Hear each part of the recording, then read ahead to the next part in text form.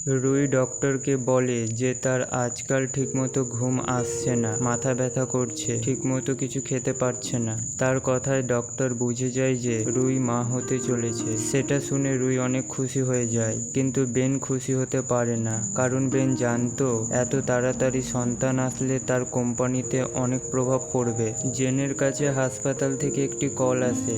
মারা যাওয়ার আগে তার আন্টি জেনের হাতে কোম্পানির দায়ভার দিয়ে দেয় আর কোম্পানিটি অনেক দূরে এগিয়ে নিয়ে যেতে বলে। পরের সিনে কেনের কাছে তার অ্যাসিস্ট্যান্টের কল আসে।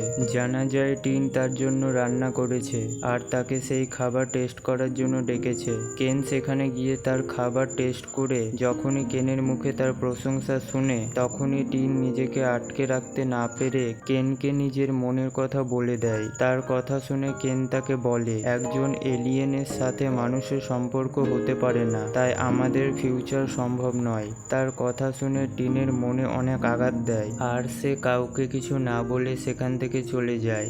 এরপর জুন বুঝতে পেরে তাকে খুঁজতে যায়। ফিউনরেলে জুনকে না দেখতে পেয়ে জেন অনেক রেগে যায়, তাই সে জুনের ফোন রিসিভ করে না। তাই পরের দিন জুন তার কাছে গিয়ে ক্ষমা চায় আর তার সাথে ব্রেকআপ করার কথা বলে, কারণ জেন খুব ভালোভাবেই জানতো যে একসময় জুন তার আপনজনকে কাছে পেয়ে পুনরায় তাদের প্ল্যানেট ফিরে যাবে আর তাকে পুনরায় বেনের মতো ধোঁকা দেবে। জুইয়ের মায়ের হঠাৎ কিছু হয়ে যাওয়ায় অপারেশনের জন্য অনেক টাকা লাগবে, কিন্তু এই মুহূর্তে এত টাকা জোগাড় করা তার পক্ষে সম্ভব নয়।